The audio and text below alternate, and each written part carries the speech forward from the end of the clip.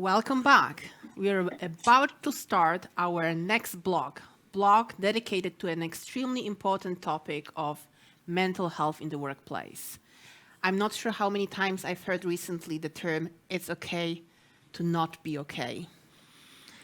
And you cannot really overstate the importance of this topic, given our experience of the past 3 years especially.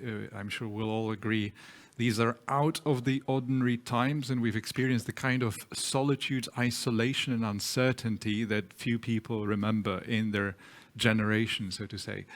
So that's only one of the many reasons why this topic is so important. Learning from mistakes, how to avoid resistance while implementing mental health strategies. So as you can see, even there, implicitly, you might be facing resistance. Here to talk about it, David Chapman, representing UBS, Head of Global Wealth Management Operations. Hello, David.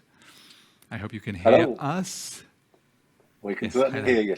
Hi, wonderful. And we have also Agnieszka Woźniak-Karpiel, representing HEINEKEN, Senior Learning and Development Specialist, joining us. Hello, Agnieszka. Hello. We are matching shirts. Matching shirts is always a good sign. Can we really start, before we talk about resistance, which is very much part of the title of this discussion, can we start with addressing the goal of having a mental health strategy in the first place? Because many people might think, well, your mental health is essentially an out-of-work challenge. So why? What do we want to achieve with having a mental health strategy in the first place? Well, I think that this is a crucial aspect to have this mental health strategy within the organization, starting from the point that this is the right thing to do, but also a smart thing to do. So maybe let me step back a little bit here in HEINEKEN. So in HEINEKEN, our mental health strategy is strictly connected to the global strategy of the company, which is about true togetherness. And one of our core values is care for people and the planet. And one of the programs that helps to make it real and to support this value is called Brew a Better World. And within this Brew a Better World, our diversity, equity, and inclusion agenda sits along with health and well-being. So we know that right now health and well-being is a crucial thing to support for our employees. Also, when we think about the business goals, such as create engagement among our employees, to create this sense of belonging as well, which is also something that is in common between the diversity, equity, and inclusion agenda and health and well-being. We would like to have employees who are satisfied. It is also a very important topic nowadays for current generations, to how the company takes care of mental health of their employees. So, and we, of course, we know that what sits underneath are universal human being needs, like, for example, to feel that we can belong, we can be ourselves in the work environment. So for me, those strategies right now, this is something that has to be there. It is like not, something that we can think that whether it should be there or not. This is something crucial for us, and also crucial is to understand that it shouldn't be one time off action, like something ad hoc actions, but it should be embedded in the wider company strategy. It should be linked with other agendas, such as, for example, diversity, equity, and inclusion, and to find this common ground for us to use this synergy and to be coherent in our communication as well, and what kind of environment and culture we would like to create in our work. Thank you very much, and in our Agnieszka. world. Agnieszka, from what you're saying, it's almost fair to conclude that having a mental health strategy in your company is so important that you can almost take it for granted. But if I may ask you one more quick question before we get to David. Are there any objective statistical reasons why more companies have mental health strategies now in the post-pandemic era, hopefully post-pandemic? Obviously, we can see in research that the mental health issues are more common in our society, like worldwide, I would say. So lots of course, the problem of mental health is rising because of the pandemic. So this is a common, I would say, society problem right now, not only related to workplace, but like in general. So also our employees will be facing the mental health issues related to their surroundings, their families. So I would say that research shows that the digits shows that we need to take care of that. Thank you, Agnieszka. Immediately. So I suppose it's fair to say also that for the great majority of companies, we are talking about a reactive as opposed to proactive phenomenon in a way also. So David, can we come back to the original question? Why? In other words, what are your goals? And maybe I can supplement that with another one. What tools do you choose to support those goals? Yeah, thanks for that. Look, and I think the original point around the fact that, over the last couple of years, the mental health has come to the fore, but it's always been there. And something that we have done in our company, it's not just as a trigger to what we've seen in recent times, but for many years now, we have had what we call an employee assistance program, which is independent access to staff that get independent advice and help. And this has always been there. We've clearly seen the support of that program more in the last couple of years, but it's only through the communication and the dialogue with our staff that we've been able to really drive that sort of culture of openness about mental health. I think that there's always, certainly from years ago, from a personal point of view, there was a stigma around mental health. It wasn't a visible illness. You couldn't just phone up your boss with a croaky voice and say, "Oh, I don't feel very well." It's always been there. And as a company, we've implemented the employee assistance program, which, as I say, gives independent advice and help. We've opened up the dialogue more. We've made mental health a much more open communication now. We see this through all people and at all levels of the organisation. And by doing so, it's actually helping raise awareness more. And I think that that's really important because it is on every single one of us. There is no top-down message around mental health. This is only something through education, communication, can we actually sort of help everyone together. Other things that we do, particularly in Poland, actually, we have our own health and well-being network, which is aligned to our D&I strategy. And through that, we put a number of events actually throughout the year, but we have one in particular, a health week, where a lot of conversation is had, a lot of sessions are had with experts on mental health as well as people sharing experiences, again, to bring that openness together. On top of that as well, the other thing that we do on a regular basis, again, it's slightly more light-hearted, but also equally important, is that we run weekly yoga sessions online, for example, which are not only incredibly popular, but also allow us to sort of de-stress and take time out from just the constant barrage of work, if you like. People often confuse the meaning and the tools and the way of thinking behind a mental health strategy and that of a well-being program. Can we elaborate on that a little? Or is it one and the same thing in your experience? Well, according it's a to difficult health question, actually, because go. Please go, David. Yeah, it's a difficult one because health and well-being is crucially important. It doesn't matter whether it is mental health or any other health and well-being. And to me, they're not one of the same, but they are, in terms of the strategy, I believe they should be aligned. Agnieszka, would you like to comment?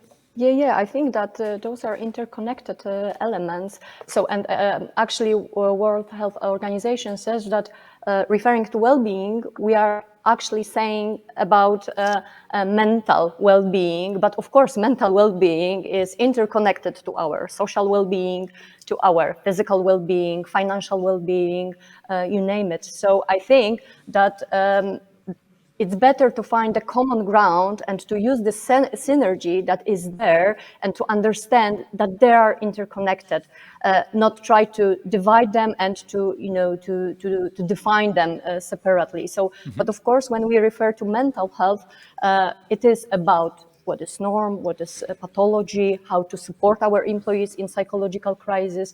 So this is that we are more focused on this particular area. But for me, this is very much interconnected. Let me tease my co-host a little with that one. Well-being and mental health strategy. Sandra is exceptional at well-being, so maybe she can introduce the difference between mental health strategy and well-being. Because when you think about it, maybe it's fair to introduce a distinction like your well-being program or your well-being strategy is more holistic and therefore more proactive, in the sense that if you have it long before any issues escalate in the organization into an intervention requirement, and then only you have mental health strategy, which is also preventive in a way, but also has its response-focused parameters. Well, I love semantic conversations, so thank you for involving me in that one. I agree. I think when I hear the term well-being, I see it as an umbrella term, something bigger, and then underneath that one, we can really see different activities or sub-strategies, so to say, or tactics, depending on how we define the well-being. So I think this is definitely the direction I could feel and observe in many organizations. Definitely. We've decided to give this first discussion in the mental health blog a somewhat provocative title, in the sense that we're starting from mistakes made. So what kind of mistakes made are we talking about? And then we even push it further, saying you should avoid, maybe not should avoid, but there is some kind of resistance avoidance written into this conversation. So what are we talking about here? And consequently, what would be your recommended first steps for implementing a mental health strategy? So from my point of view on this one, and I can't stress this enough, this comes down to communication and awareness, and making everyone aware of the pain that mental health can bring to people. If I think of years ago, and look, I've suffered through anxiety myself, and it took a long while to realise it, because I believe that I've had mental health issues for many years. But through, if I go back years, not having a strategy and the support from a company, and that understanding, that dialogue, that communication, I hid away from that, and that had a terrible effect on me personally. And only of recent times, by having this strategy where it's open to talk, where there are networks available to us to, not just in our company either, this will happen in many companies, but also through access to healthcare. This has really helped. I think the lessons that I think we can learn from learning from mistakes is that years gone by, we didn't have such an open communication and dialogue around mental illness, and now it is something that is becoming part of a culture in terms of how we talk about these sort of things, and also learning to understand what the triggers are, looking and identifying when people aren't feeling okay. There are numbers of triggers that we all can spot and identify with. And I think, if we talk about mistakes, I can talk about personal mistake. I've got a colleague and a friend of mine who I've known for over 30 years, and I totally missed that he was struggling. I missed some of those obvious signs, probably through my over familiarity with him, and just missed that, and there could have been something that could have been spotted so much earlier if I'd have had more education at the time. But now we have this through, as I say, a lot of communication, a lot of awareness that's really helping us as an organisation, but ultimately us as people.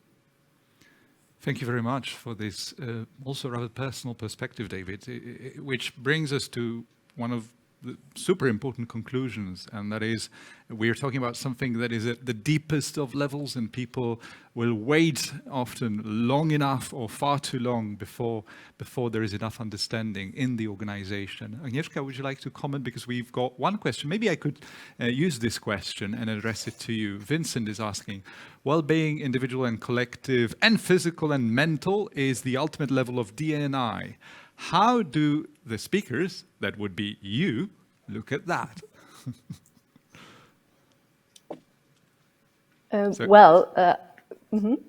Again, Yeah, well-being, individual and collective, and physical and mental is the ultimate level of DNI. How do you look at that? Yeah, so I couldn't agree more. So recently in Heineken we had we were celebrating International Men's Day, and on this occasion we discussed actually men's well-being, especially mental well-being, and those interconnections on individual level, because we had a very powerful stories of men in terms of, in context of cultural diversity and how culture impacts their well-being. For example, creating expectations and stereotypes that because of them they cannot be themselves, they cannot speak about their struggles openly, for example. So those interconnections on individual level and also human being level, as I said before, those universal human needs that we have, like for example to feel that we belong, that we can be ourselves, and we can feel this psychological safety in the workplace, but also understanding that there are this cultural diversity, like for example culture of macho, that expects from men to be tough, to be strong, not to reveal emotions, and it has impact on how they behave, how they address, and how they talk, or they are resistant to talk about their mental health issues. So for me, we need to treat it as something that is really interconnected on the individual and more. I'm sure we couldn't agree more, together with Sandra. David, the topic of our conversation, now that we've clearly run out of time, as always, is learning from mistakes, how to avoid resistance while implementing mental health strategies. If you were given the luxury of closing this discussion with one sentence only, what would it be? So It inevitably starts with so, and I can give you a little extra time to think about it. But look, the one thing that I think that we can learn from this, if we were to start from scratch, the first thing I would be is that this is an all-inclusive strategy. It is not something that can be dictated from top down. We have to all take collective responsibility on this, and we need to continue, or would have to implement a really strong communication strategy where we can educate, learn, and understand. Thank you so much, David Chapman, UBS, Agnieszka Woźniak-Karpiel, Heineken. It's been an absolute pleasure to talk to you. Thank you. Thank you.